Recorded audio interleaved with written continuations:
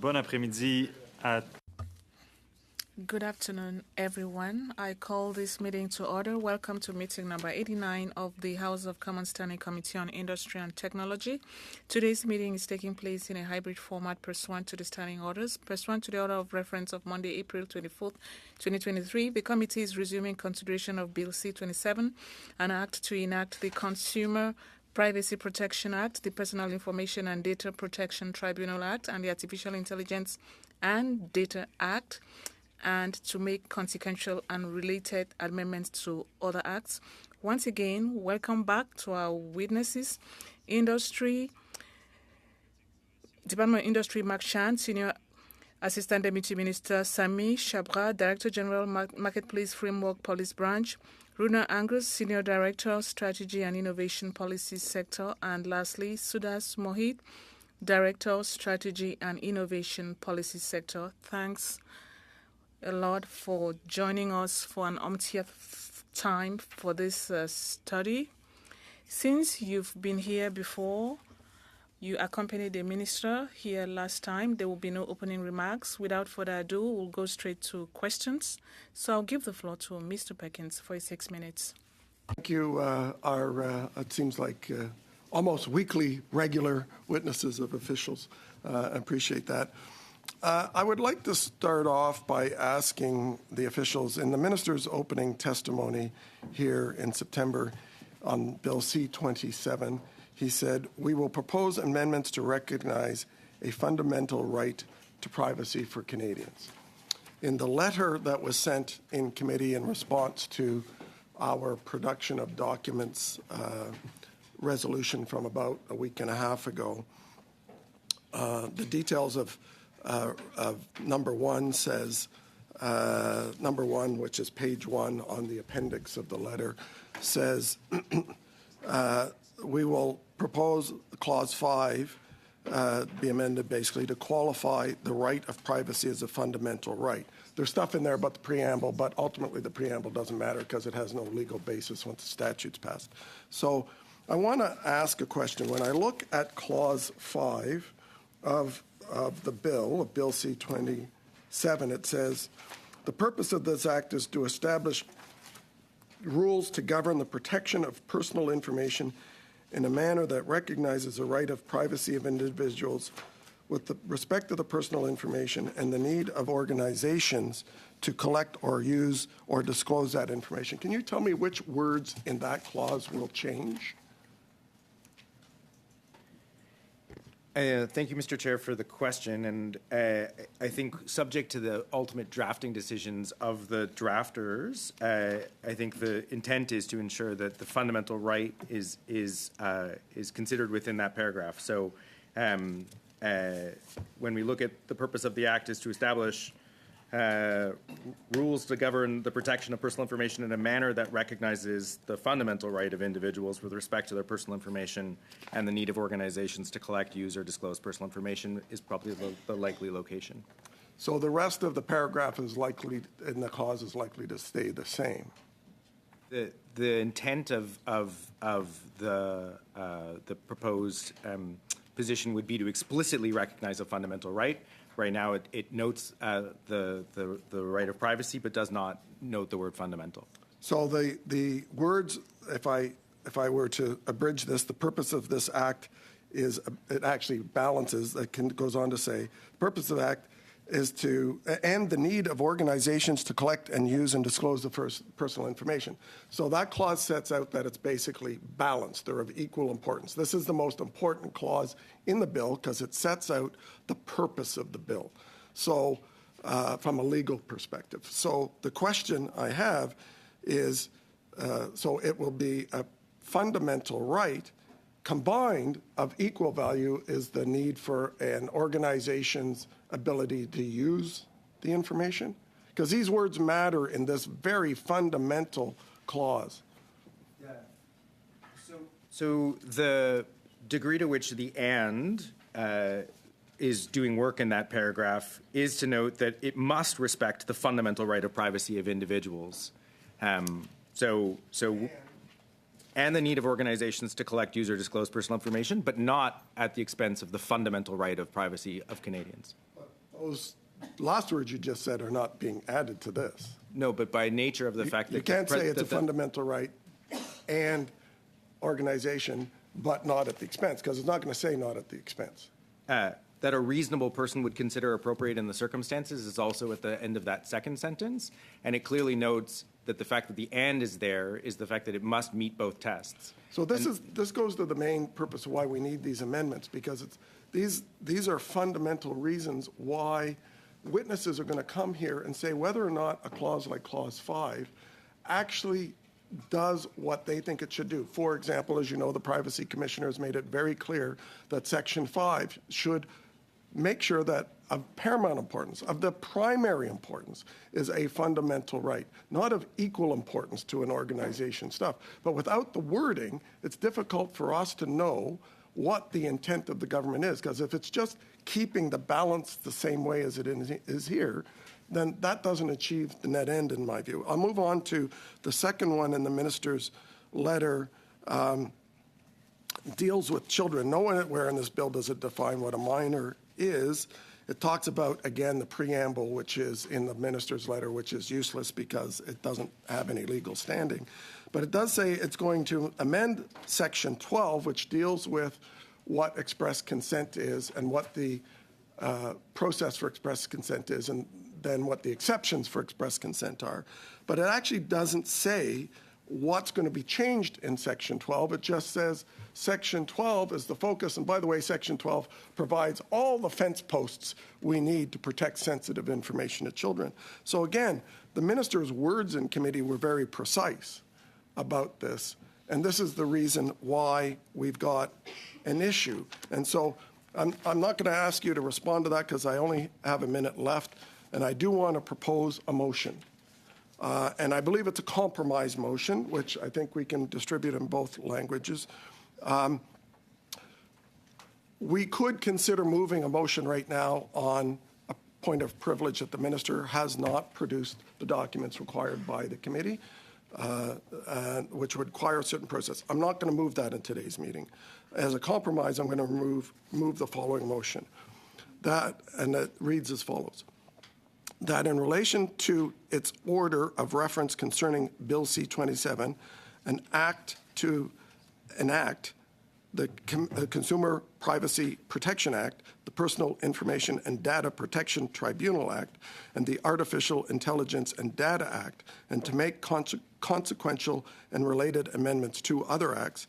And given that, one, the Minister of Innovation, Science and Industry gave evidence to this committee on September 26 stating, quotes, I want to put on the table specifically what our government will propose to improve the bill. These are amendments that we are proposing to the bill, end quotes. Two, in response to the minister's evidence, the committee on September 28, 2023, ordered the production of, quotes, the amendments discussed by the minister in his opening remarks to the committee on September 26, 2023, end quote. And three, the minister's response to the committee's order refers to, quotes, highlighting areas for amendment in my remarks, includes the annex providing, quotes, details related to the amendments we would propose, and suggests government members would propose amendments, and that, quotes, we are ready to work with the committee members to develop amendments, and asserts my officials are currently working with the Department of Justice to draft these amendments. The committee is deeply concerned of the contradictions between the minister's oral and written evidence at the committee, and therefore, A, renews its invitation issued to the Minister of Innovation, Science and Industry to appear before the committee for at least 2 hours, provided that if he does not agree, within 1 week of the adoption of this motion, the chair shall be instructed to report to the House forthwith a recommendation that this subcommittee be empowered to order his appearance from time to time. B, a summons due issue for the appearance of Simon Kennedy, Deputy Minister of Innovation, Science and Economic Development, to appear before this committee for at least 2 hours at a date and time determined by the chair, but no later than October 19th. C, orders the minister, his department, and the Department of Justice to produce the draft text of amendments to Bill C-27 discussed by the minister, provided that these documents shall be deposited with the clerk of the committee in both official languages no later than October 19th. D, orders the production of 1, the draft speaking notes recommended to the Minister's office for the Minister's use before the committee by his department, and 2, the final version of the speaking notes which the Minister relied upon during his appearance before the committee, provided that these documents shall be deposited with the clerk of the committee in both official languages prior to the Deputy Minister's appearance on October 19th.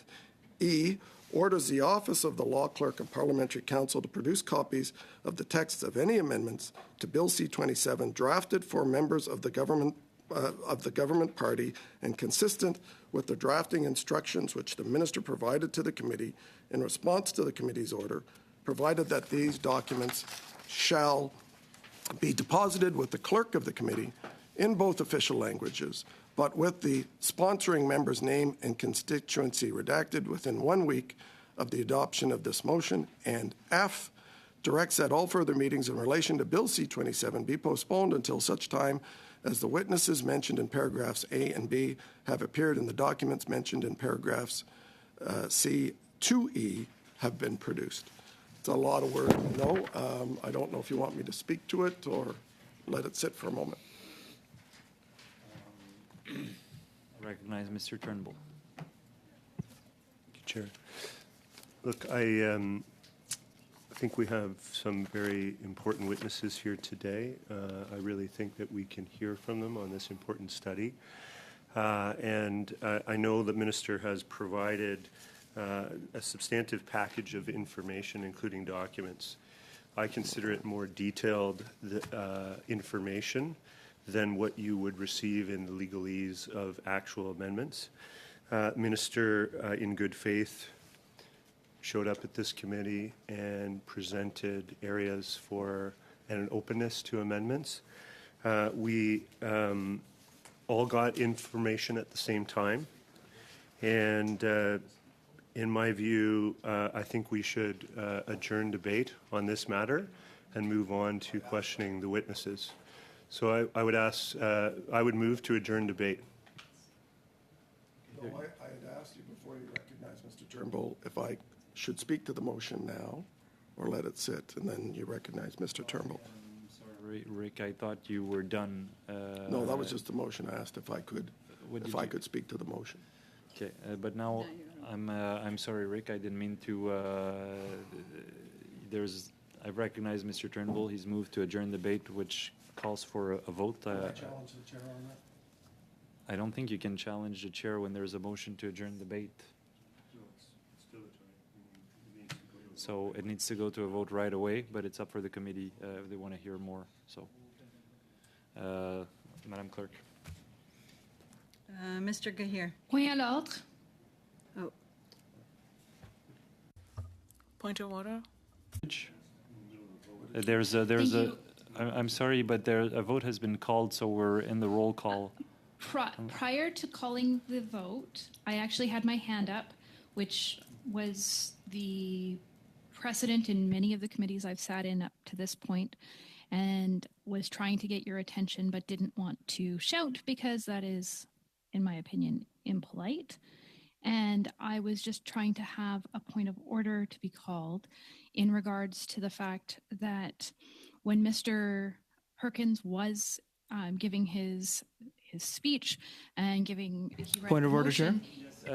Just 1 second, point of order, Mr. a point of order. Madam This is Goodrich, not debatable. I'm sorry, but at this point I have to. It might have been my mistake not to recognize Mr. Perkins. I thought he was done with his intervention. The fact of the matter is I recognize Mr. Turnbull. He had the floor, moved the motion to adjourn debate, so it's up for the committee now to decide whether the committee wants to adjourn debate or not. And when that motion is on the table, it calls for a vote immediately. So we'll deal with that vote, and then we can resume depending on the results of the vote. So, Madam Clerk. Sorry, just to clarify, we are voting on Mr. The Turnbull's motion to motion. adjourn debate by Mr. I Turnbull. vote yes. Madame Lapointe. Oui. Mr. Turnbull. Yes. Ms. Bradford. Yes. Mr. Van Bynen. Oui. Monsieur Genereux. No. Mr. Perkins. No. Ms. Goodridge. No. Mr. Williams. No. Monsieur Lemire. Contre. Mr. Massey. No. Okay, so the motion is defeated. I'll return then to Mr. Perkins. Thank you. And then Mr. Massey. Thank you, Mr. Chair. So, this is we have spent 2 meetings on this, I understand, but it's a fairly fundamental parliamentary issue. And if I go back to what the minister said when he appeared in September to start the discussion, he said, I'm here to propose a number of amendments that you will see will allow us to move forward very fast, and that because we have listened to you. So then he went on to say, as I mentioned previously, but I'm going to go through all of these. First, we will propose an amendment to recognize the fundamental right of the privacy of Canadians. And I read to you what the minister's annex says, and we've heard from the response from officials that it's unsure about what the wording will be. It'll probably replace some of the wording at the beginning of the clause or in the middle of the clause that refers to the privacy of individuals, but that maybe the balance with organizations' rights are still there. And this is why the words and government members will say, this is not legalese, so it's better. Actually, it does not help. It makes things worse in studying a bill, because we're about to observe and have 15-plus meetings on this bill with witnesses who have studied the legal text of this bill. And so their testimony can only be based on what's available to them in the legal text, not the generalities of this letter that says we're going to, in this case, amend Section 5 in some manner or way. Trust us. If I go on to number 2, which I mentioned, again, it mentions the preamble. And for those who don't understand, the bill has a preamble, but once a bill passes into law, the preamble is not part of the statutes of Canada. It has no legal impact. So what goes into the preamble is irrelevant. Most of what the minister said about number 2, and I'll quote what he said from Hansard in his committee meeting about number 2, this is why our government will put forward amendments. Didn't say we're open to amendments, we'll propose amendment, that somehow they're not drafted. He said, that is why we will put forward amendments to recognize and strengthen the protection of children's right to privacy. And then in his letter, he says, well, it'll be in the preamble, which is of no meaning. And then it basically says, we'll make some amendments to Section 12, which refers to consent, but it gives no details about what will be done to Section 12, and it says, nevertheless, there's a bunch of stuff in Section 12 that protects minors who are not yet defined in this bill. Anyway, the third, privacy, and I thought we were being fairly collegial in a week and a half ago in our last meeting, when after the meeting I said, look, all the minister has to do right now is do his 3 privacy proposals that he said exist, those 3 now, and the artificial intelligence 5 proposed amendments, he can get and work on through the system and get them done for when we start studying that in 6 to 8 weeks from now. But he didn't choose to do that. He had a week and a half to get 3 amendments done. I can get these amendments done by the law clerk of the Library of Parliament in about 2 days. It's not that difficult. And I know he has a cabinet process to go through, but I find it hard to believe that a minister of the Crown would sit here from a prepared text, prepared through the department, read by him into the record, making statements about 8 amendments he will make without going through cabinet approval process. So I believe there's contradictions in what he says between his testimony and this. So as you see, he actually said in the letter, we're going to propose amendments, and then in this testimony on 2, on minors, and then in the letter, actually doesn't propose amendments. He says Clause 12 is good enough. Number 3, in his testimony before the committee, the minister said, that's why we will propose amendments, not we're open to amendments, we'll propose amendments to give the commissioner more flexibility to reach compliance agreements. This is the third of the amendments to the Privacy Act. He's only making, out of 90 pages, 3 proposed amendments, but nonetheless, he's proposing amendment to give more flexibility on number 3. But in the letter, he says, we will propose an amendment that the terms of compliance agreement may also contain financial considerations. So he doesn't say anything about more flexibility to reach compliance agreements in the letter that he wrote to the committee. The letter of the committee says there'll be an ability to do financial payments, but in committee, he said something else. So where would that go? There are sections dealing with compliance agreements, Section 80 and Section 90, and the minister has made no reference to what he's going to amend in those sections on compliance agreements. Number 4, in committee, the minister said, and this is where he turned his attention to artificial intelligence.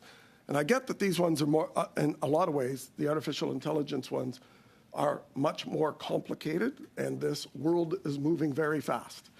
But he did say in the first of his artificial intelligence amendments of the government, or in other words, the 4th proposed amendment to the bill, we propose an amendment to define the classes of systems that would typically be considered high impact. And yes, there were lots of people that did that.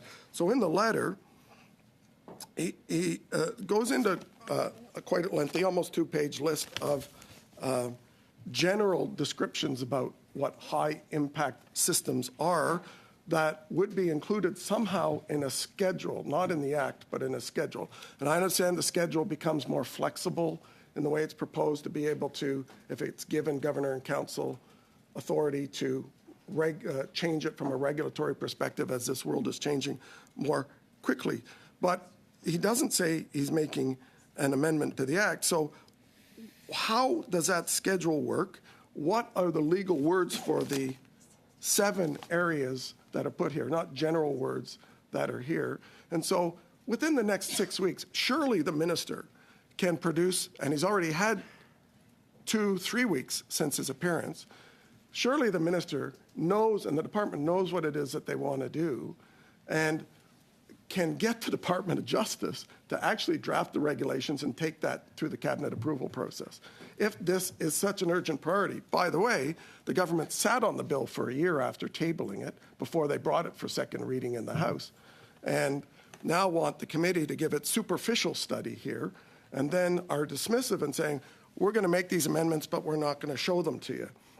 And we're not going to show them just to us. We're not going to show them to the 60, 70, 80 witnesses that we've got planned who are calling and saying, what am I supposed to comment on in this bill?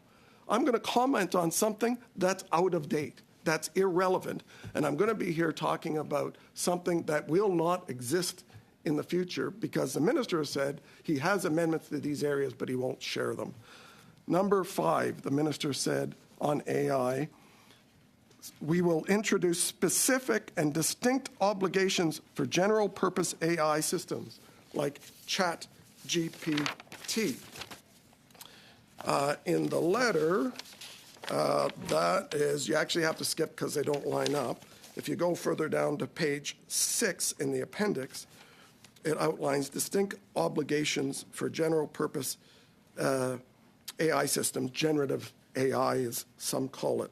Again, it says we're going to propose amendments to create distinct requirements for these systems that are designed to be used for many different tasks in many different contexts.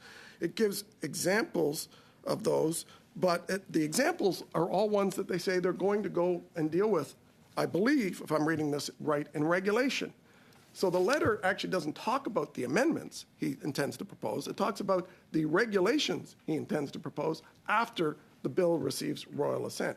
So again, there's a contradiction between what he said in committee before us when he said we are making distinct obligations, amendments, this was part of I'm making these amendments, and then in the letter says, well, we're going to do that in regulation, so don't bother, we're not even going to share that with you.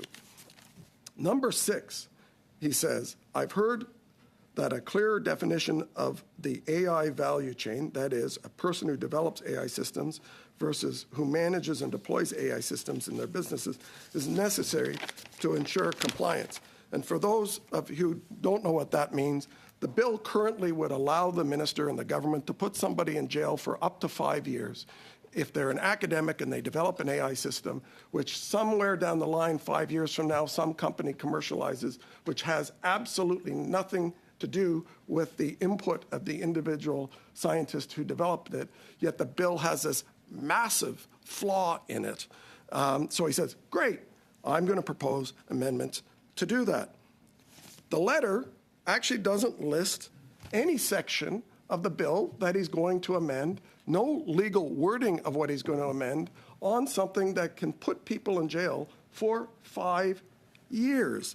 No legal wording, no section, just a lot of generalities about what's going on. Now, you've got 6 weeks to get this part done, and I would encourage you to do so. And I'm more than willing to say that if you agree, and the government agrees, to those 5 on AI will be here before we start the study on AI, and they're public so that people can do.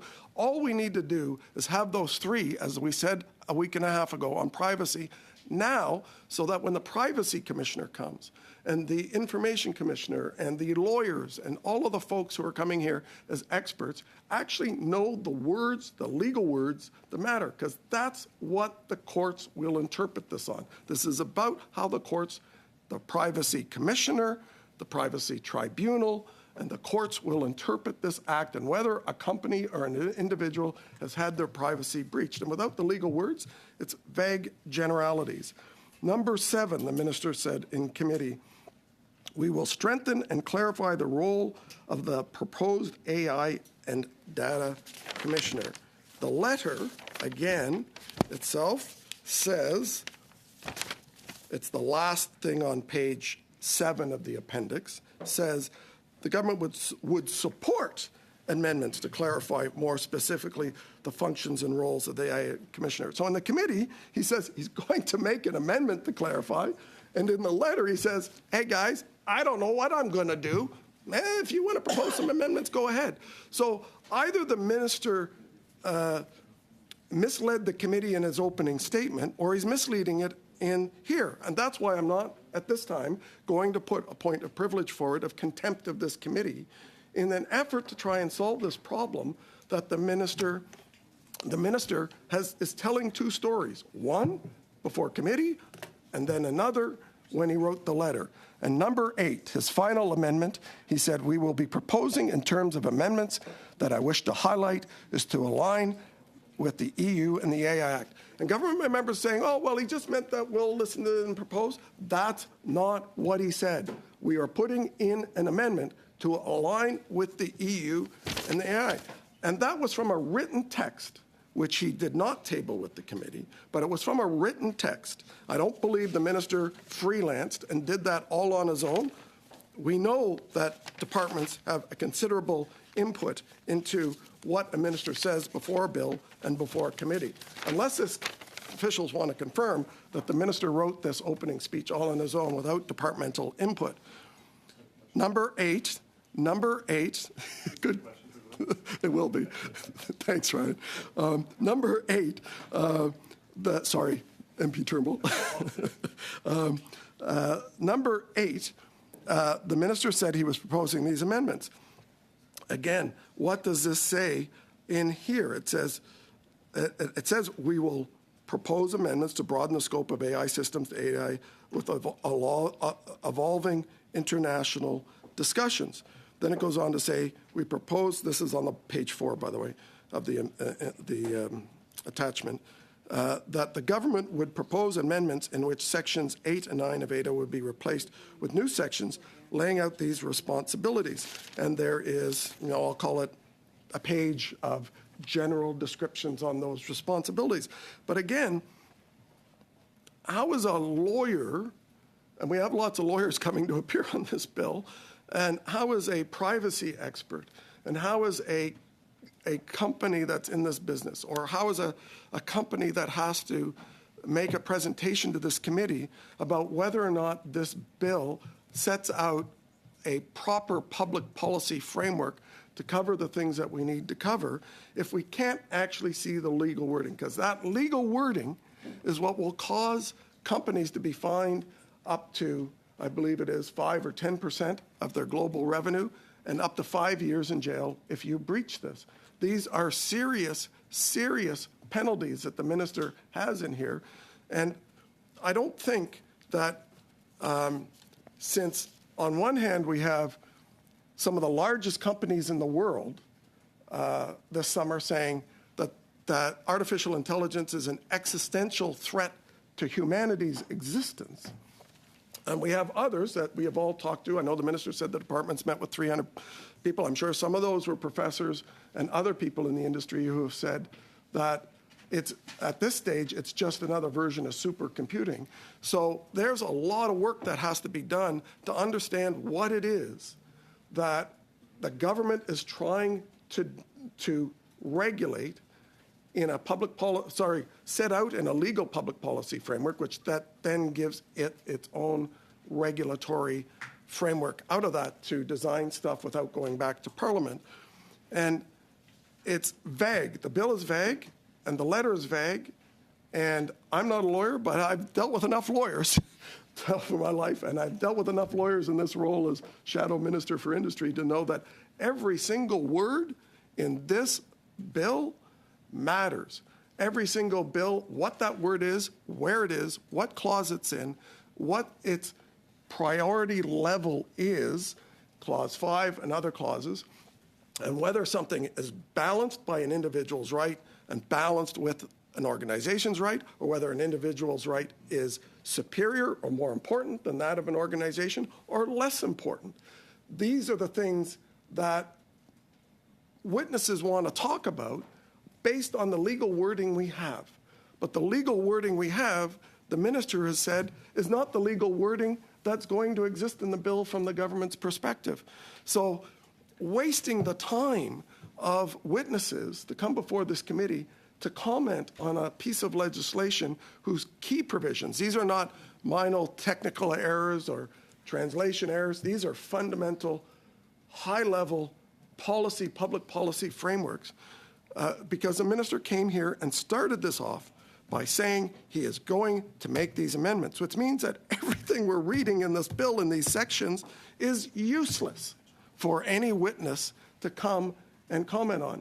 And the letter is useless because it doesn't provide legal language. And no lawyer in their right mind would say, I'm going to go to court and defend my clients based on this vague generality wording. They want to see the legal wording. And so if the minister had come here and said, you know what, it's a great bill, it's marvelous, there have been lots of meetings, I think it does great and wonderful things, let's get on with it, guess what we'd be doing right now? We'd be hearing from witnesses, and then he would have amended it in clause by clause. But he didn't. He chose to come here and say, my bill is flawed. My bill is flawed in 8 areas, 8 key high-level strategic areas, and I do not believe that he came and said that without authority of cabinet. If he did, he's going to have some trouble with his cabinet colleagues, I would suspect. But he came here and said, I'm amending these 8 areas. I'm amending them.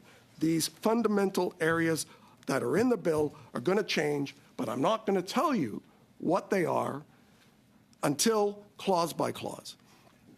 So I think it's a reasonable compromise in my motion if somebody wants to add it to the clause E, or the appropriate clause that says, right now it be staged, that says the 3 privacy amendments need to be here before we start seeing from witnesses, that other than officials. We need those 3 privacy witnesses because we've chosen as a committee to break up the witnesses primarily in the first 10 whatever meetings, it's still in fluctuation, on privacy. The details of ADA will happen on those witnesses will be at the back end of the witnesses. So the three privacy amendments can be tabled now or in the next few days. And I'm willing to allow and say over the next 6 weeks, the department and the minister through his members on committee can work on and table the other 5 amendments to ADA to give them the time to take that through the process. But I just do not think it's appropriate to allow these hearings to progress and hear from witnesses who are going to talk about this bill, not what the bill is going to be. Thank you. Thank you, Mr. Perkins. And just before I go to Mr. Massé, apologies for not leaving the floor with you earlier. That was not my intent. I misunderstood. Mr. Massé, floor is yours. Thank you, Mr. Chair, and I'll be supporting the motion, and I got a couple of amendments, but just briefly, this is a train wreck for no reason. We had a bill, C-27, that was tabled in the House of Commons, and the reason it's tabled in the House of Commons and we go through the first reading is for discussion and for it to be publicly examined, not only just by ordinary citizens, but by the groups that do want to have input with it, and that's why we have a process of debate, and then it did take a long time to get out of the House, and it came here.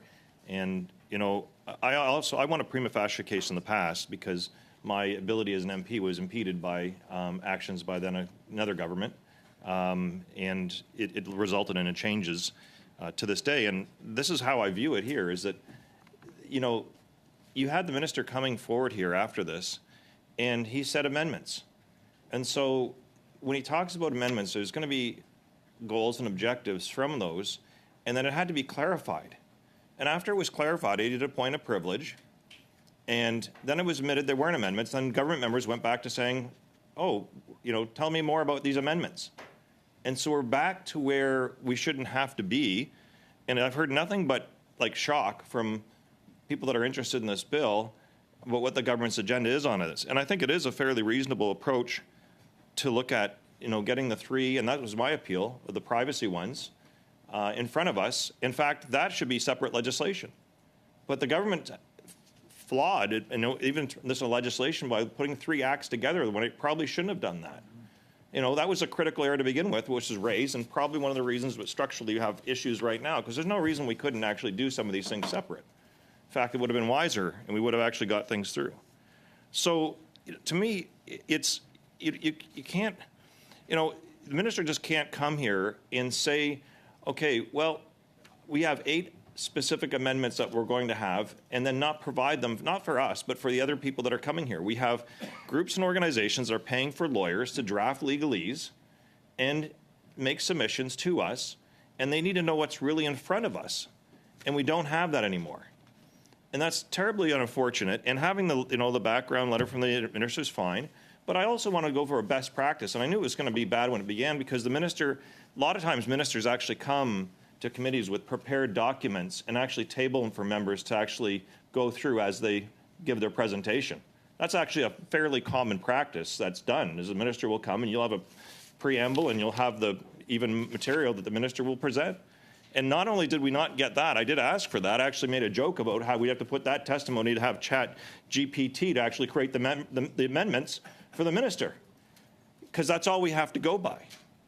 So I do want to see if we can move forward with some consensus here.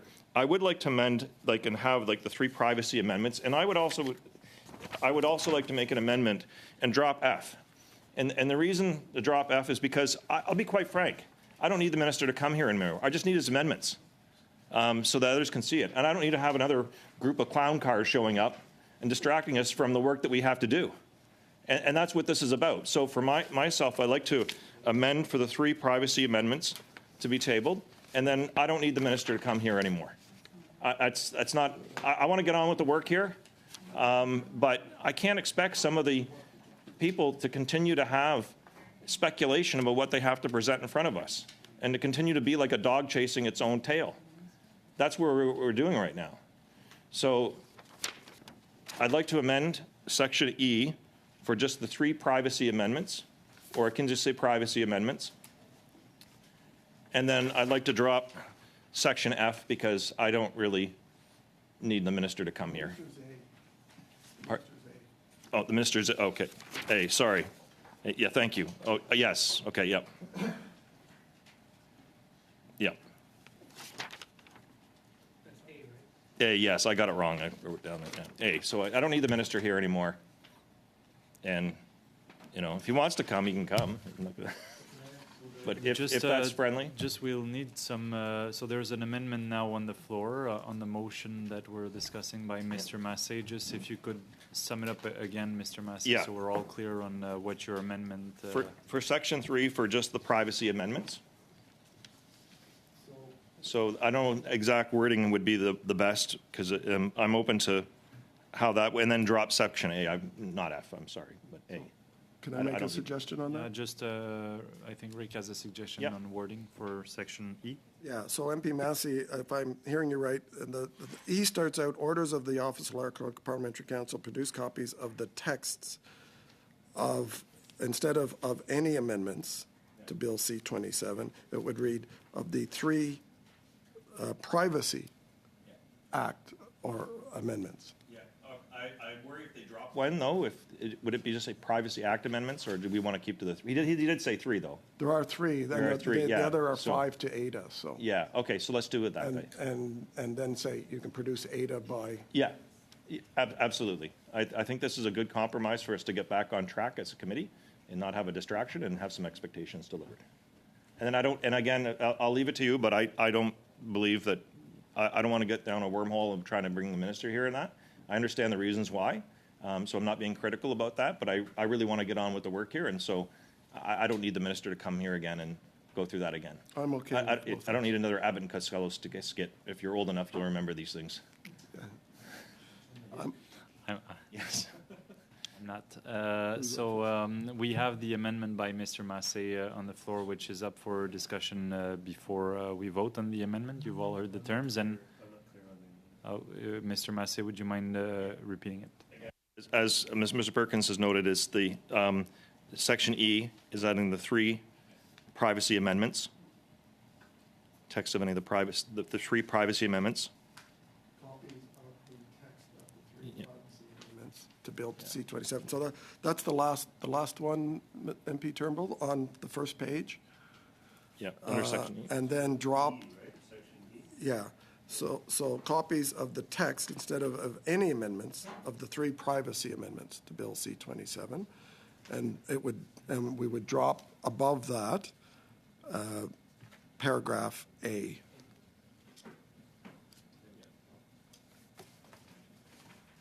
I had on my list, j'avais Monsieur Lemire pour la motion comme telle, mais là, I had Mr. Lemire for the motion, but now for the amendments, which is what we're discussing now, are there any comments on the amendment?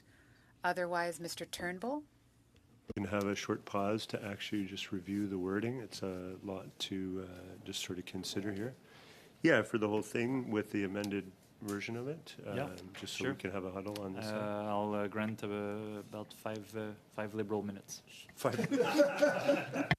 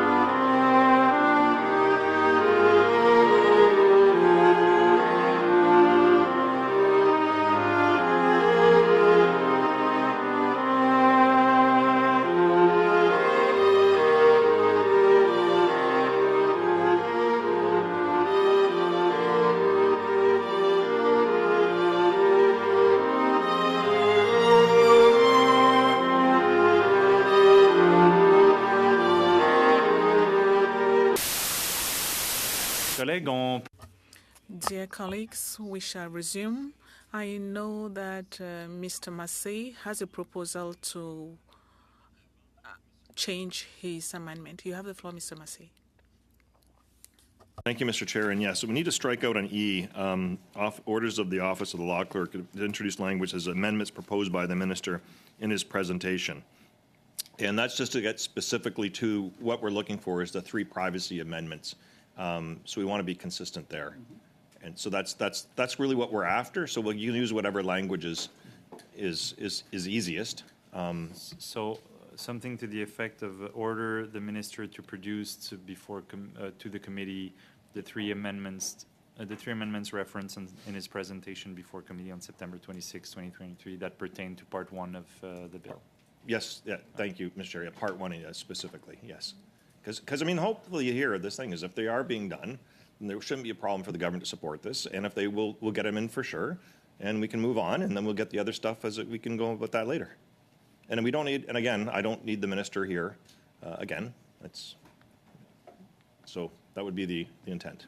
Okay, so just to be clear, now we're debating until we vote on the amendment by Mr. Massey to remove Section A of the motion entirely and modify Section E to order the minister to produce the 3 amendments he referenced in his presentation before committee on September 26 pertaining to Part 1 of Bill C-27. Are there any comments on the amendment proposed by Mr. Massey? I'm looking around the table and online. I see no one. So, Madam Clerk, I will ask for a vote on the amendment proposed by Mr. Massey.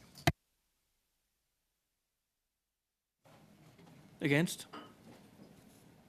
Madame Lapointe. Contre. Mr. Turnbull. Against. Ms. Bradford. Against. Mr. Van Bynen. Against. Mr. Généreux. Pour. Mr. Perkins. For. Ms. Goodridge. For. Did you say pour? Mr. Williams. For. Monsieur Lemire. Abstention. Mr. Massey. For. An amendment. What do I vote however I want. You vote however you want. But status quo would be go back to the motion. I'll vote against.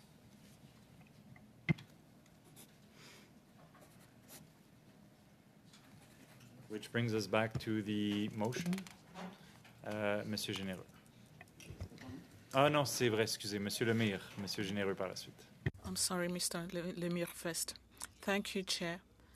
I think several messages are being sent out in this meeting. I don't support the idea of gags. I think this debate is important. It's important for us as a committee to maintain our credibility. We are going through some of the most important debates in this period. So adoption of this bill goes beyond the political framework. So I would like that we quickly look at the content.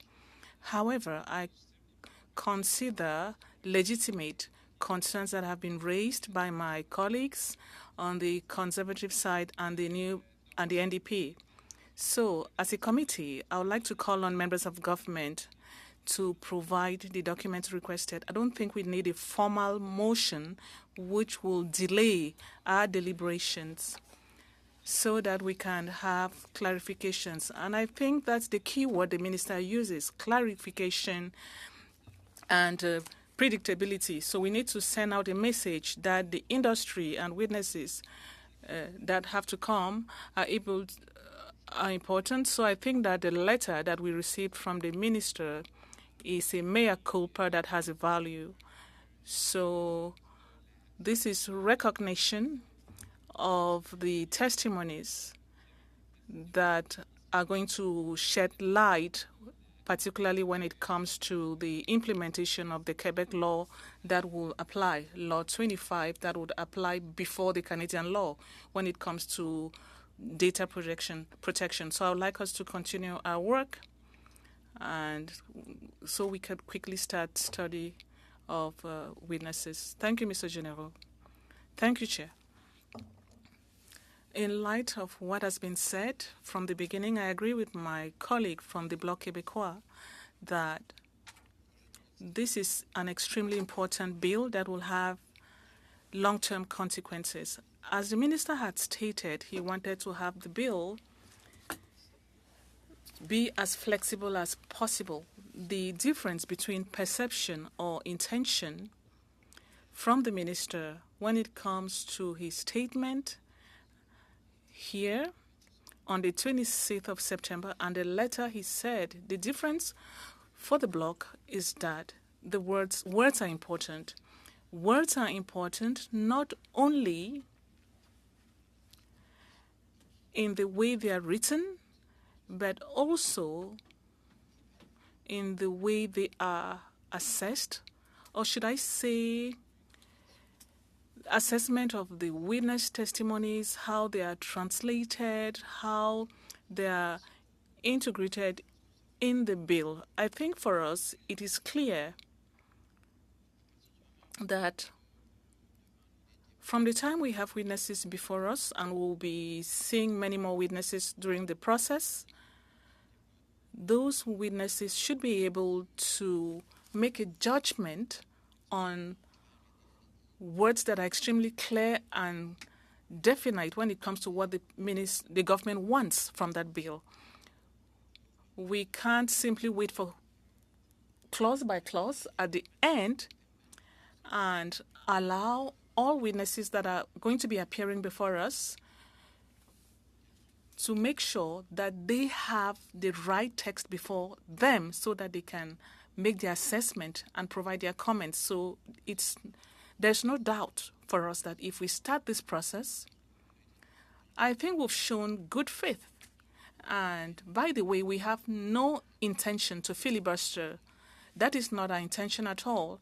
Our intention is to avoid wasting the time of precious witnesses, very important witnesses who are coming to testify. We want to make sure that these people have the right legal text before them.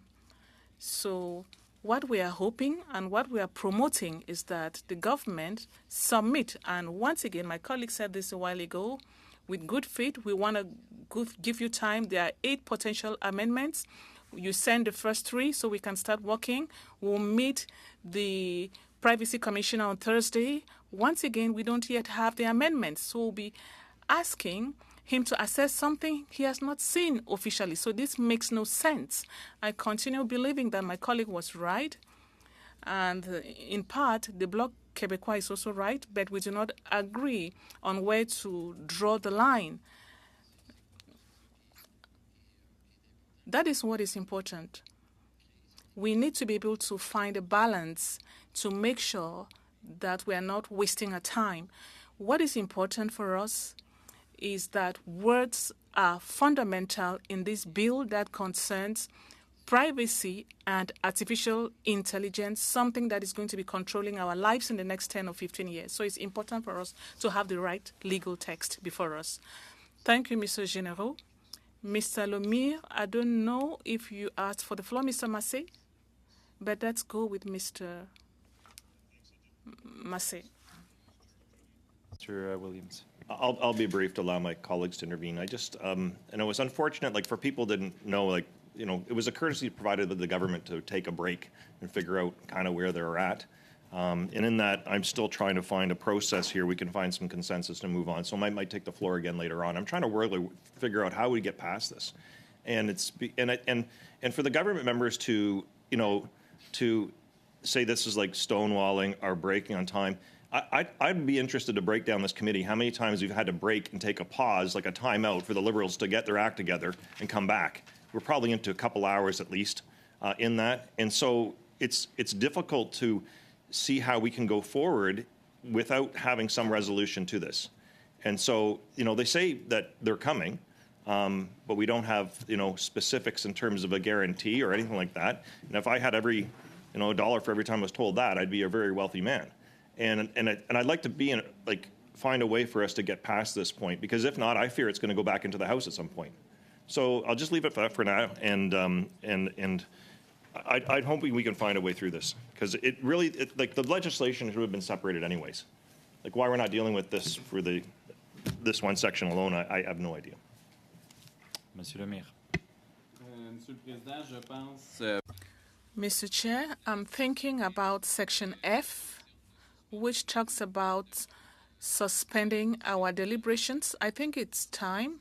Well, because of that element, I'll be voting against the motion. I propose we adjourn the debate and vote so we can move on to the witnesses. I do not remember the exact wording for us to get to the vote, but I think that the message is clear. If legitimate things are being asked by MPs, if they are being asked for by MPs next week are not there, then it's going to be the same problem. I'm trying to understand what you're saying, because for as long as there's a debate on the motion, there's no vote.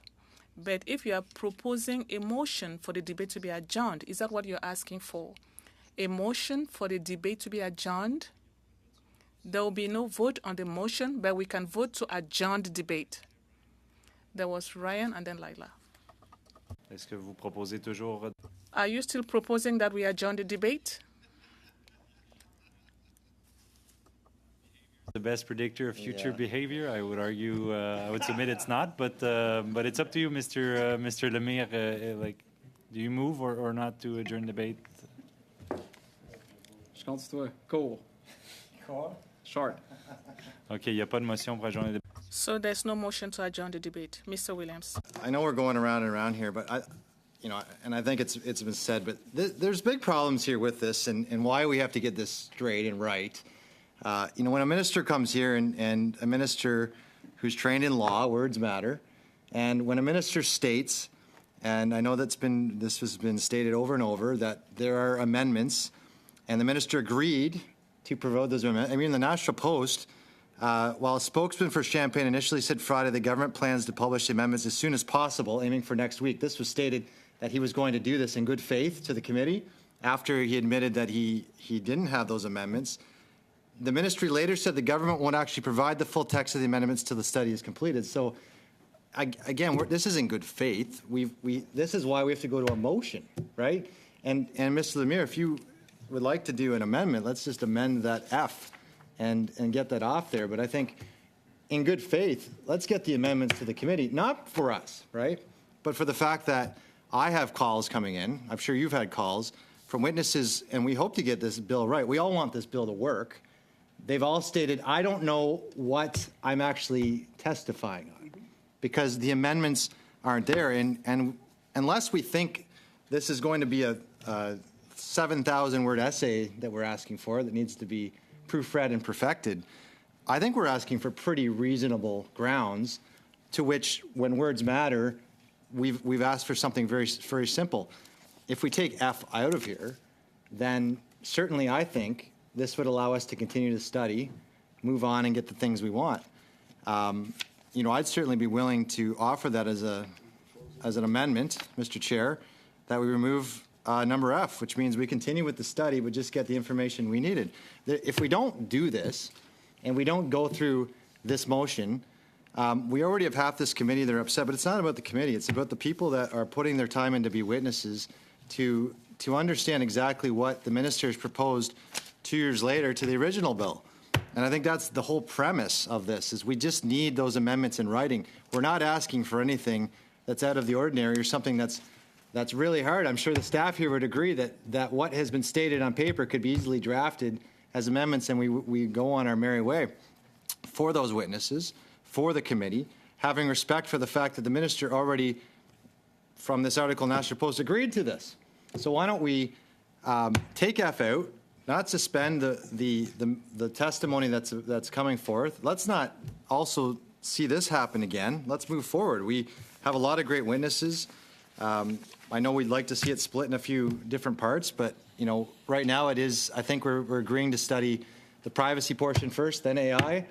But we don't want to get into this every time we have to deal with a section, and we certainly don't want to go into this in the House. We want to have this smooth and go forth correctly. So, Mr. Chair, I'm going to make that amendment that we remove Section F from the notice of motion, which would, in Section F, just to the record, we're going to remove that we direct all further meetings in relation to Bill C-27 be postponed. So we'll just continue the study with that amendment. Thank you, Mr. Chair. So there is an amendment on the floor to remove Section F of the motion. So I will take, and MP Goodridge, I'll come back to you if it's on the amendment. Otherwise, are there comments on the amendment by Mr. Williams? I see none, so I will call a vote, Madam Clerk.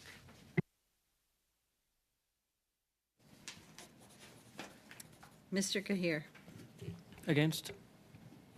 Madame Lapointe. Contre. Mr. Turnbull. Against. Ms. Bradford. Against. Mr. Van Bynen. Against. Mr. Genevers. For. Mr. Perkins. For. Ms. Goodridge. For. Mr. Williams. For. Mr. Lemia. For. Mr. Massey. Oui. So the amendment is carried, which brings us back to the motion as amended. MP Goodridge. Thank you, Mr. Chair, and I appreciate the conversation that's going on and the fact that there have been some amendments that keep being made to this motion to try and find consensus. And I think that there's something so critically important in that. And it's one of the values that we have when it comes to committee work compared to sometimes what we see in the House. And I think that it's so critical that we have these amendments because in many cases, and I have been in and around politics for many years, not quite as long as Mr. Perkins, but a few years. Normally ministers come in and they say that their bill is good, but they would be welcome to amendments. This deviated where the minister came in and stated right out that he planned on having amendments, which means there will be amendments that the government is going to be putting forward or government members. And to not have the exact text of those amendments before going into clause by clause seems absolutely asinine because you might be arguing and have witnesses talk about what they think the best or worst part of the bill is. And something that is amended will completely negate all of that or bring forward other pieces. And so I think it's critically important that we have these actual conversations on the actual content that the government plans on putting forward in the bill. And yes, there will always be some amendments that might come up at some later point in time as witness testimony comes about. But if the government has intentions of having amendments before we even get to witness testimony, I think it is critical for the sake of efficiency that we actually have this. Otherwise, we're going to be sitting here how many years from now potentially still not having this bill passed because they're going to be going back and forth. And I don't anticipate that the government would be welcome to go to clause by clause and then bring witnesses back and then go back to clause by clause and play that game back and forth, because that's not an efficient way of passing legislation. And so I think this motion that has been amended strikes that right balance, and I would suggest everyone vote in favor of it, including the government. This is a time to show that you guys mean business and want to see this bill pass or get to be the best it possibly can. Thank you. Thank you. I'm looking to see if there are other speakers before we go to a vote, and I see Mr. Massey has his hand up, so I will yield the floor to Mr. Massey. Test the waters on one last attempt to build consensus is to basically, the crux of this is just trying to get the 3 privacy amendments. So I would just remove section A, B, D, E, and F. And F is, thank you, Mr. Chair. Yes, we got one done. And then on C, just ask for, add no later than October 20th, related specifically to section 1, amendments to section 1. Yes, sorry.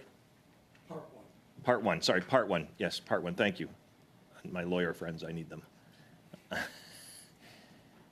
And so to summarize real quickly, we're dropping all the other stuff that is kind of orbiting around this and just saying, okay, those 3 amendments for that. It gives then our witnesses time to have it on the weekend. The 3 amendments that are related to the privacy commissioner, and then we can move on and go from there. And I think that's a very reasonable way.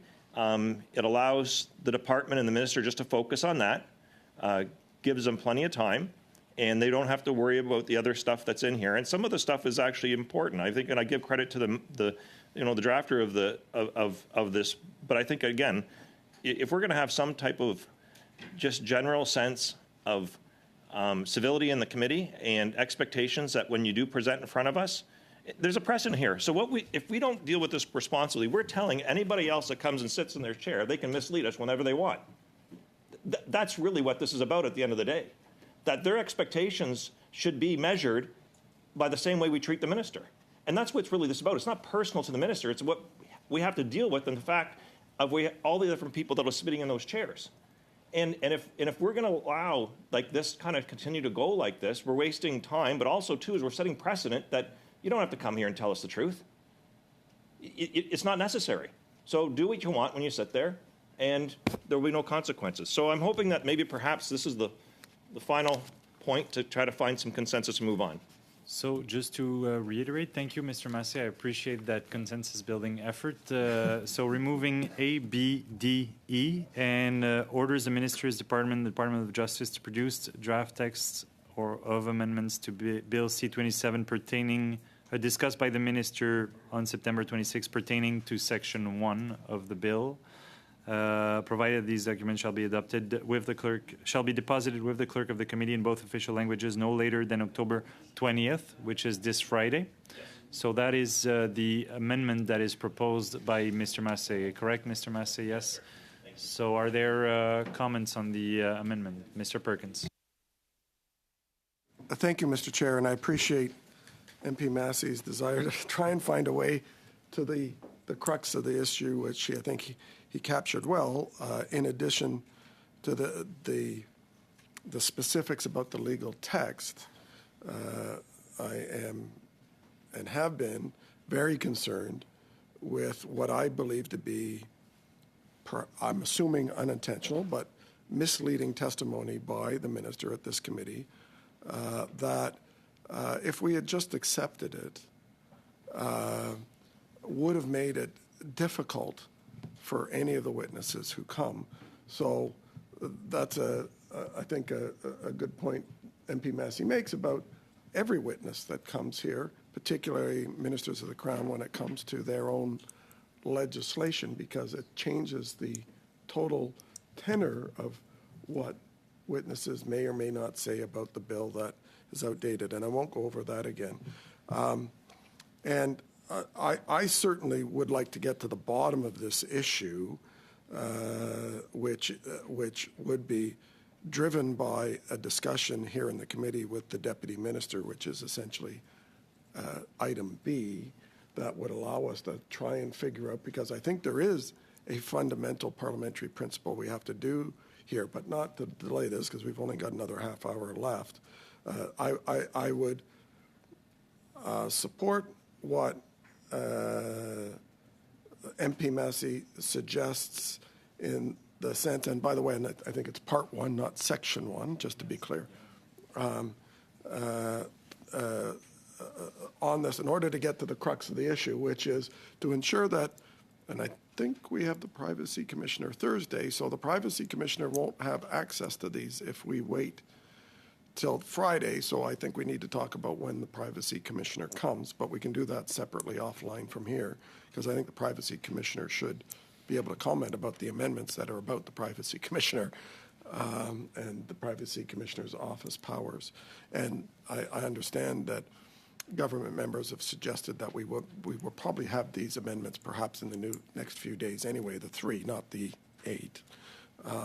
So I think it would be great to have the Privacy Commissioner come and perhaps do another session with, or actually have a session with the officials on Thursday, but I'll leave that to the committee chair.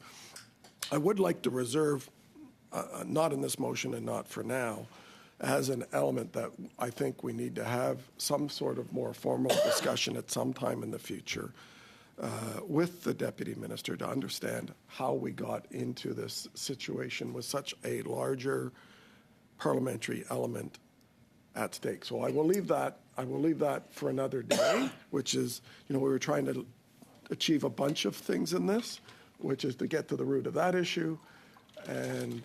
But ultimately what we're trying to do is make sure that the witnesses that are going to speak over the next number of meetings on privacy actually have a knowledgeable way to do that with the legal wording. And if the government is able to ensure that we can get that by the end of the week, the next few days, I think all will be well and we can get on to the study. And I would hope our bloc colleague would see the value of supporting that. Thank you.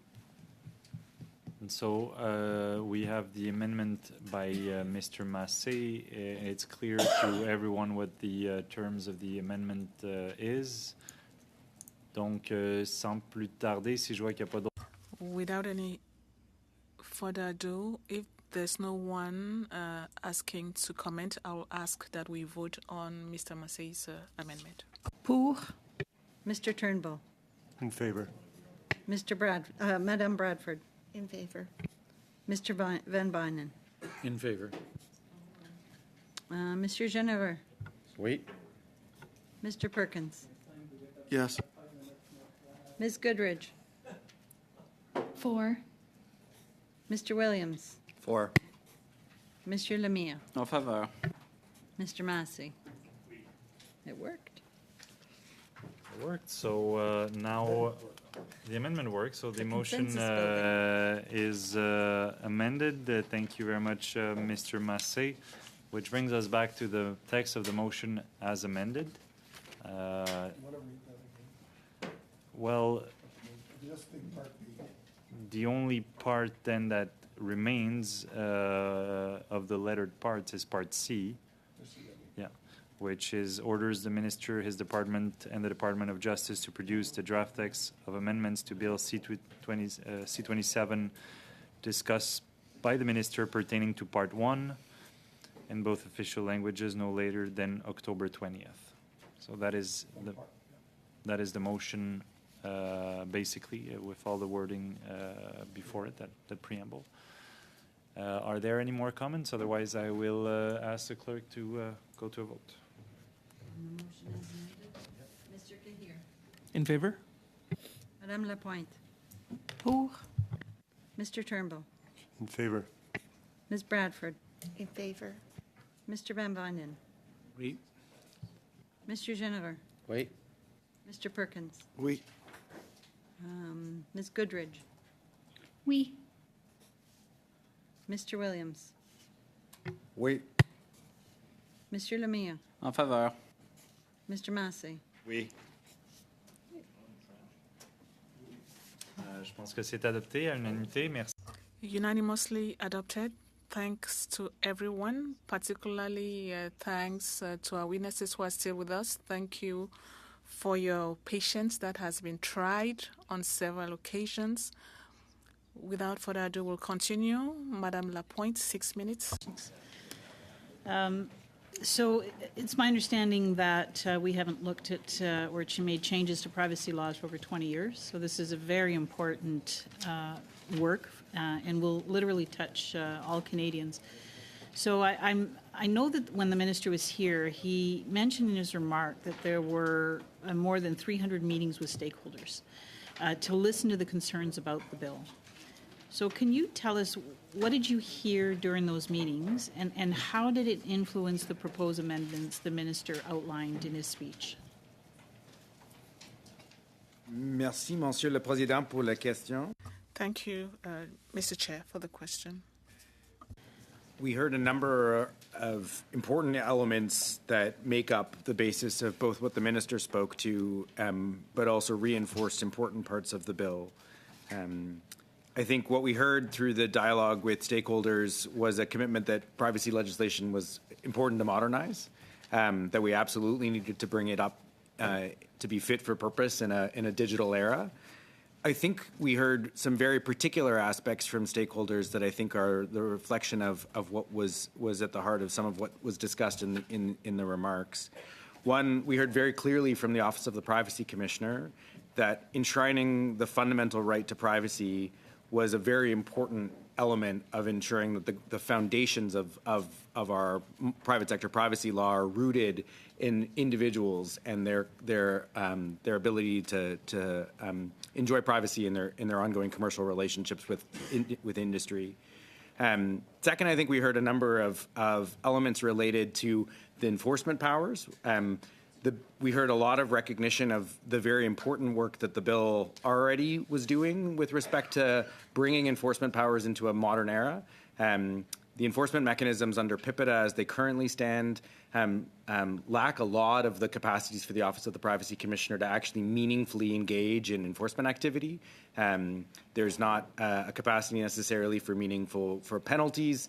There's not a capacity for the Office of the Privacy Commissioner to issue orders, to suspend activities related to the collection and use of personal information when there's actual harms occurring. All of that was reinforced in many of the stakeholder discussions.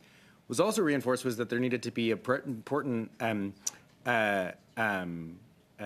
guardrails and fairness, due diligence around the uses of that enforcement power, which is where people really, many people underscored the value of a tribunal that would be a check in some ways on what are extraordinary powers now being afforded to the Privacy Commissioner.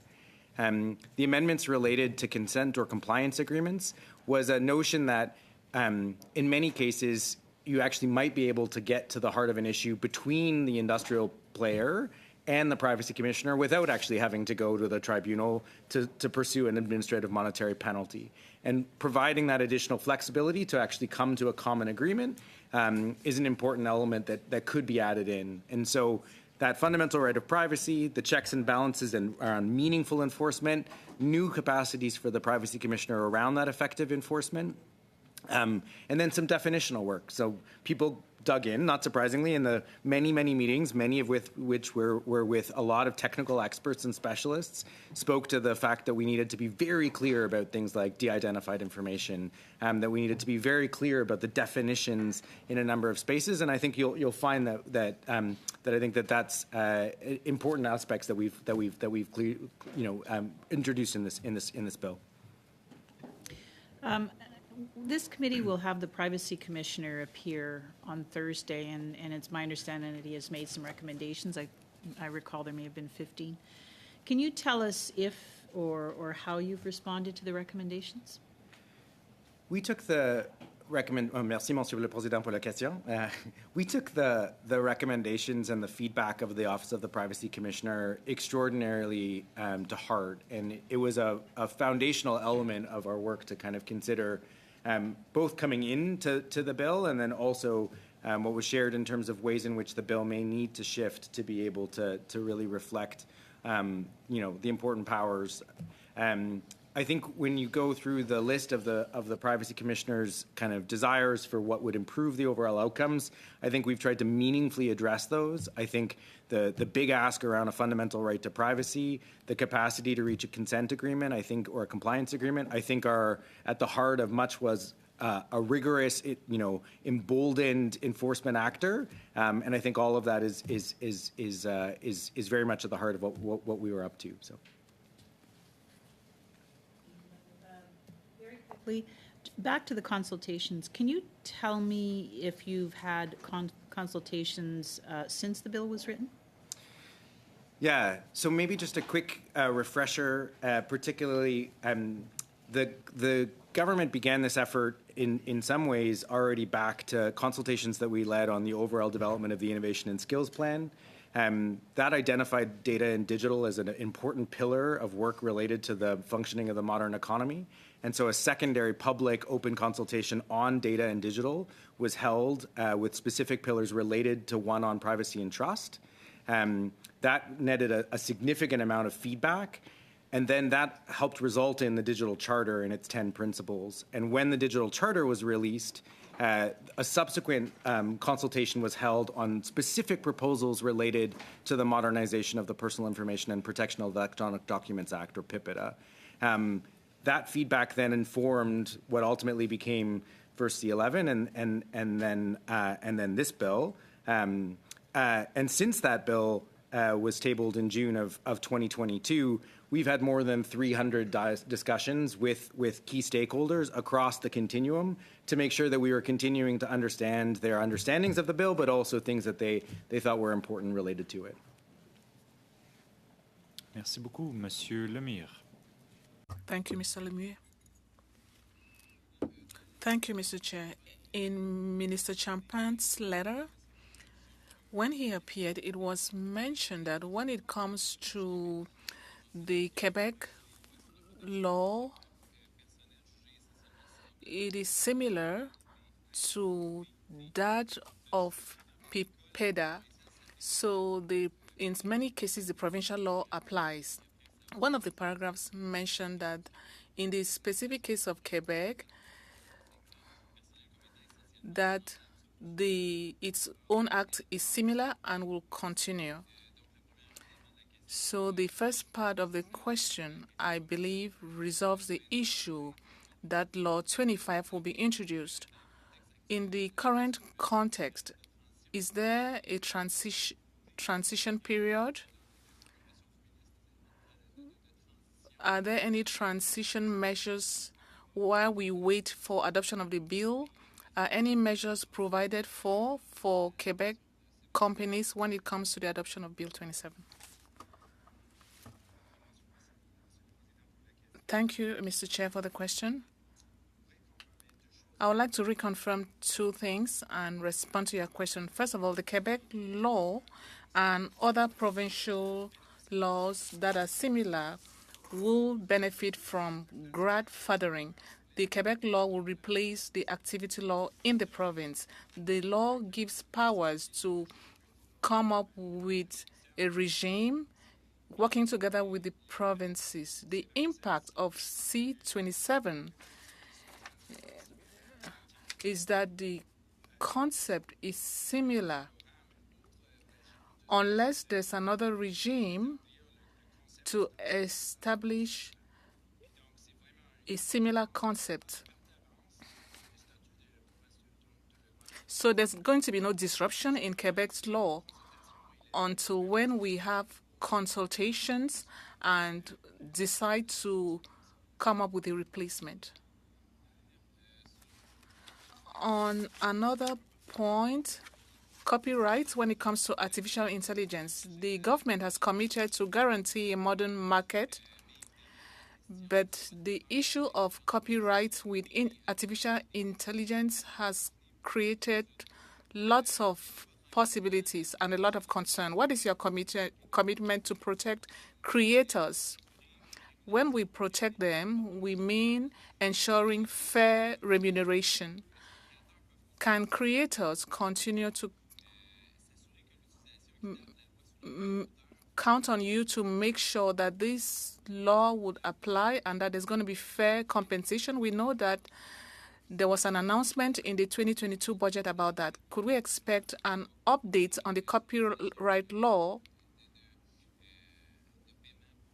to ensure that there's fair remuneration for authors? Thank you, Mr. Chair, for the question.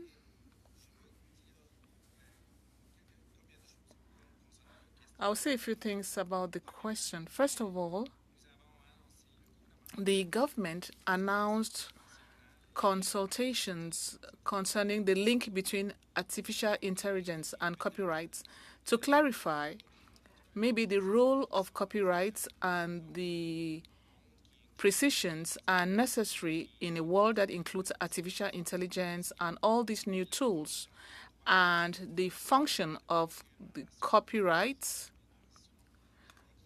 taking into account the fair remuneration of creators in the creative sector. That's one of the important things, because the most effective aspects to address these concerns are contained in the Copyright Act. And that is why the government announced another consultation to address these issues.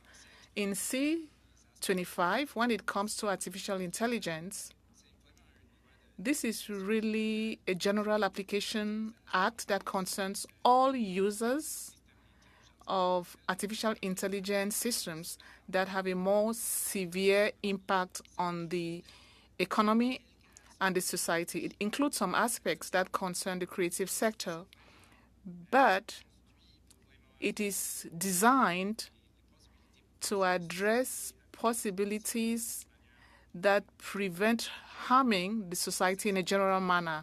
And that's why there are going to be consultations concerning copyrights, because copyrights are really what establish compensation for creators.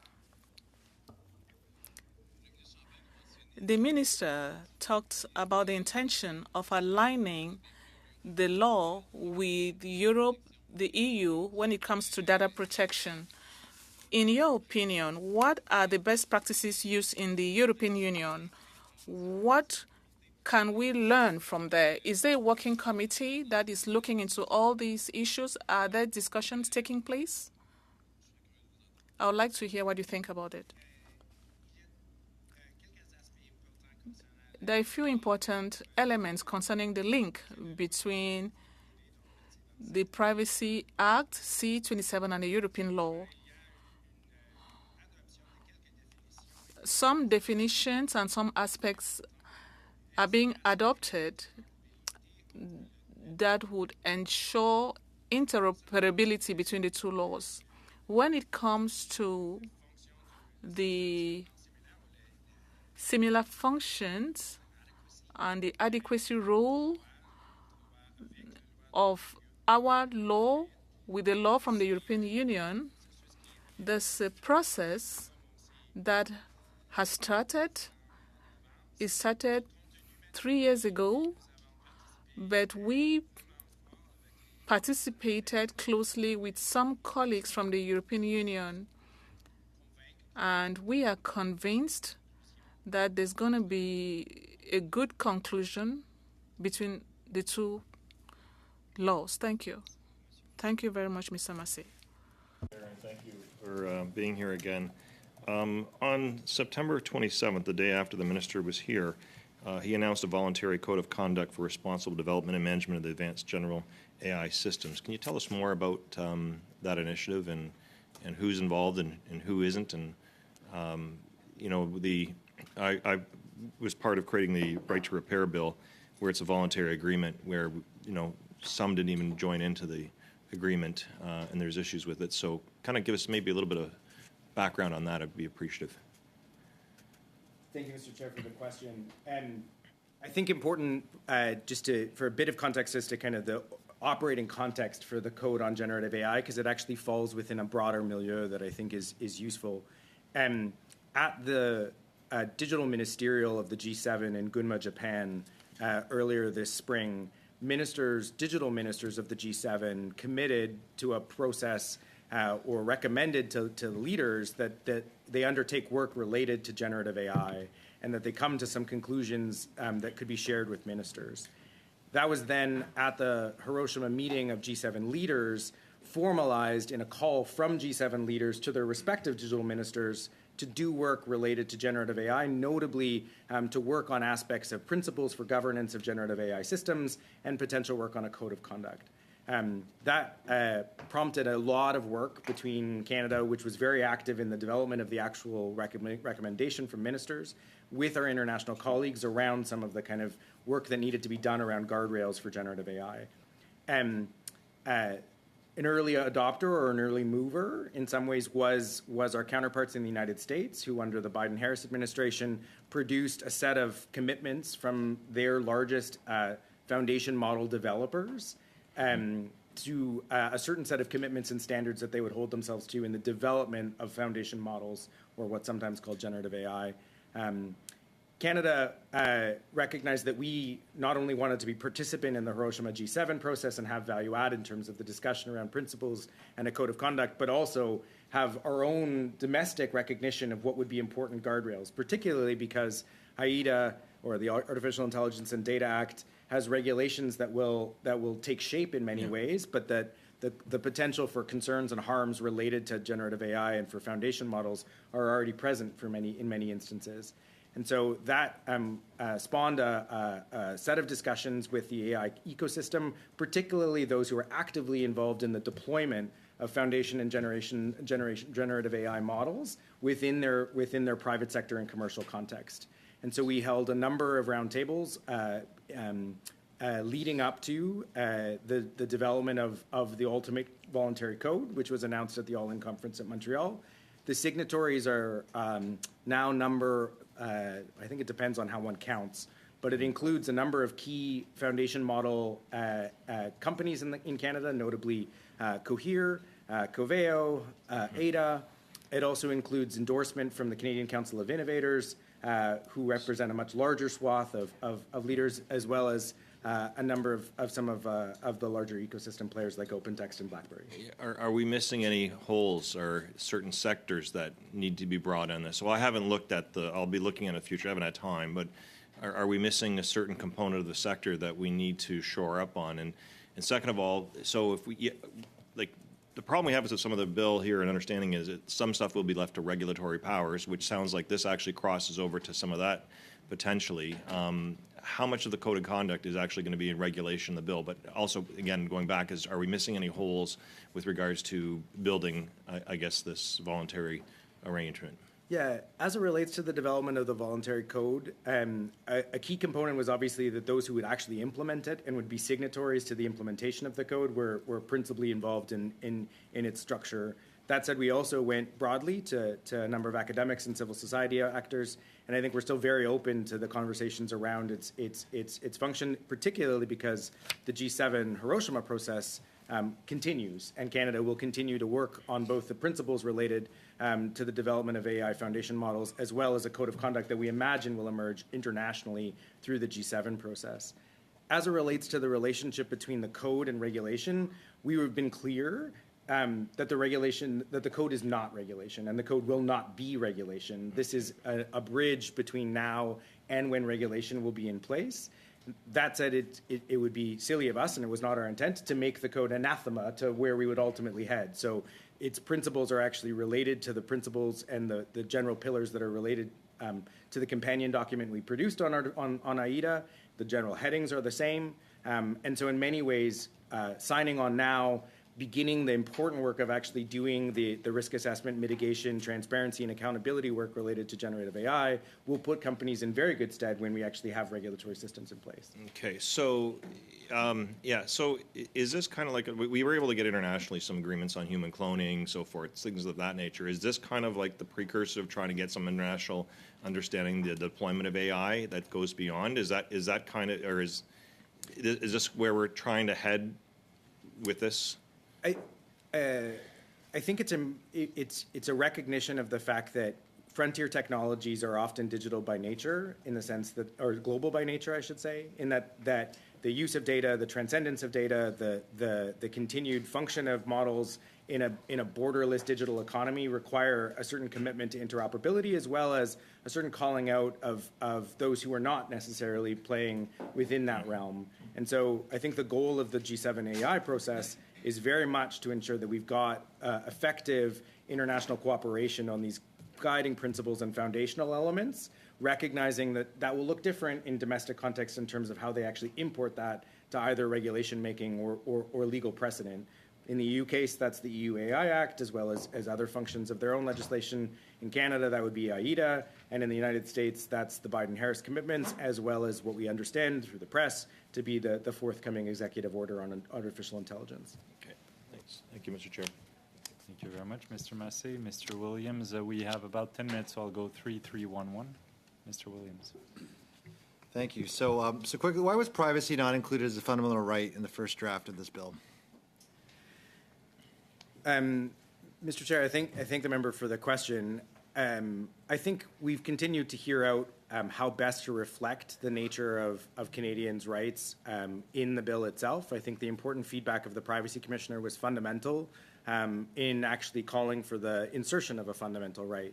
I think there's often been tricky questions about how the federal government engages in questions that actually transcend some of its roles in the economy. This is a private sector commercial bill.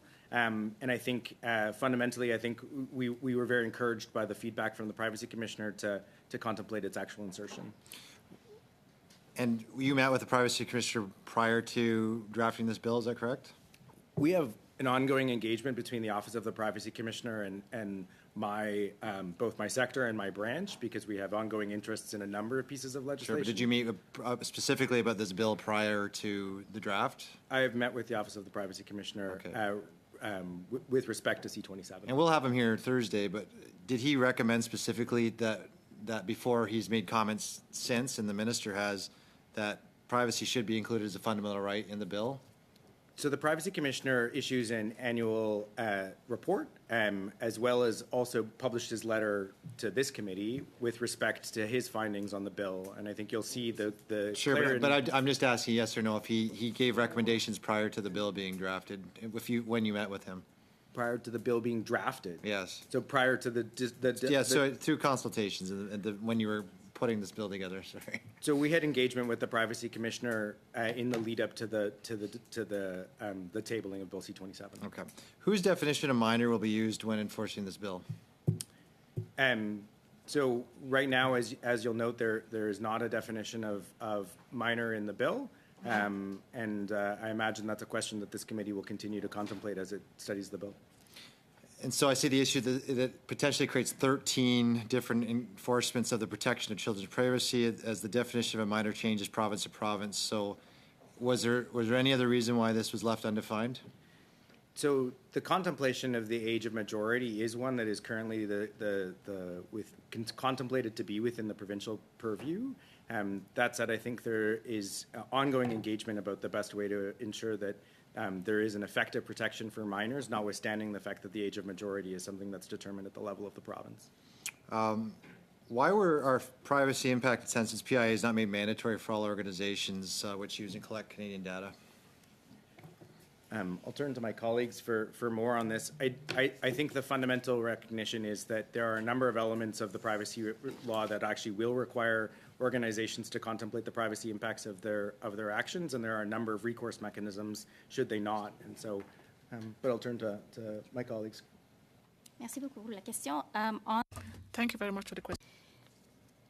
So in terms of the privacy impact assessments, the Act actually, as Mark said, does incorporate a lot of the considerations when they are developing privacy management programs. So all Canadian companies have to develop privacy management programs where they have to consider the sensitivity of the information, whether there are better ways to collect it, minimization rules, things like that, which are principles that a privacy impact assessment would also include. So in effect, it does take that sort of privacy by design privacy impact assessment sort of approach to the question. So real quick question, real quick follow-up. Would a PIA be similar to a privacy management plan?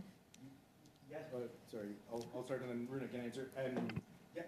Yes, in the sense that it'll inform all privacy-related actions, and so therefore it's actually broader than a privacy impact assessment in the sense that all companies will be required to have a privacy management program for their use of personal information, which gets at all of the elements that were noted. And in fact, in the case of small and medium-sized enterprises, we require the Office of the Privacy Commissioner to work for a certification that SMEs can actually live up to with respect to their PMPs. Okay, thank you. Ryan, you've taken 2 more minutes, and we're already short on time, so keep that goodwill in mind. Tony, briefly. Great, I'll be brief, and thank you for being here.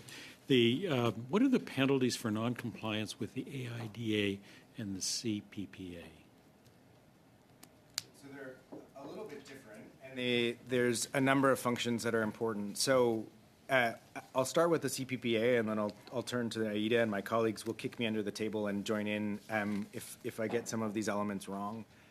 Under the CPPA, part of what this bill fundamentally does is creates a robust enforcement regime that actually has a number of tools in the toolbox related to how privacy infractions will be contemplated. One of the ones that's not a penalty per se is actually the order-making power that's granted to the Office of the Privacy Commissioner, which is an extraordinary power that actually allows the Office of the Privacy Commissioner and the Privacy Commissioner to order a firm to alter their privacy practices, including potentially the cessation of the collection or use or disclosures of personal information of Canadians. Subsequently, though, there's also the capacity for the Privacy Commissioner to also then make a recommendation about administrative monetary penalties for violations of the law. And he or she would make that recommendation to the new tribunal that's created in Section 2. And the tribunal has the capacity to issue administrative monetary penalties that are the strongest in the world. So those penalties are a function of a maximum amount as well as a percentage of overall global revenue. And I'm going to turn to Samir to remind me of the specific numbers related to both of those. Yeah, happy to do that. Thank you for the question. So with respect to the CPPA, currently in the drafting, the Privacy Commissioner would have the ability to recommend administrative monetary penalties up to $10 million or 3% of global revenue, whichever is higher. The Act also specifies a number of specific offenses for egregious contraventions of the Act, which carry higher penalties of up to $25 million or 5% of global revenues, whichever is higher. And some of the examples of an egregious offense would be an organization that disobeyed an order directly, an organization that obstructed investigation, an organization that retaliated or attempted to retaliate against a whistleblower, or one which did not inform the commissioner of a breach of privacy. So my question is given the scope and the scale of global enterprises today, how do you feel that these fines would act if it's just considered to be a cost of business? 3% of global revenues, fine, and we'll continue. How do you stop that? Thank you, Mr. Chair, and I appreciate the question. I think we tried to set an administrative monetary penalty limit that is and would be considered deeply meaningful.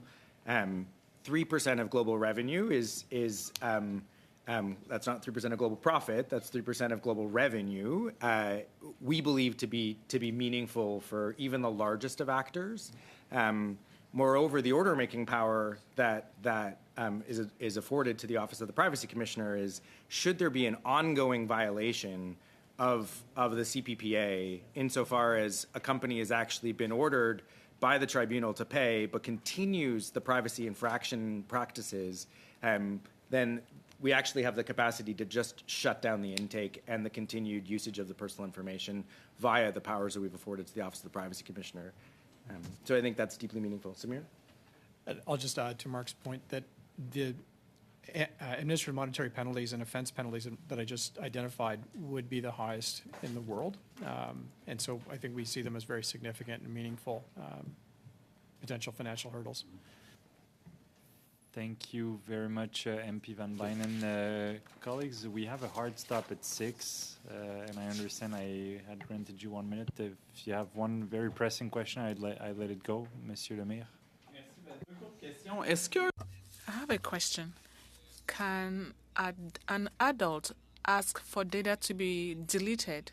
Something that concerns him when the person was a minor. So when the person becomes an adult, could they request that data be deleted? Thank you for the question. The answer is yes. It's a new right in the CPPA that lines in with the European law.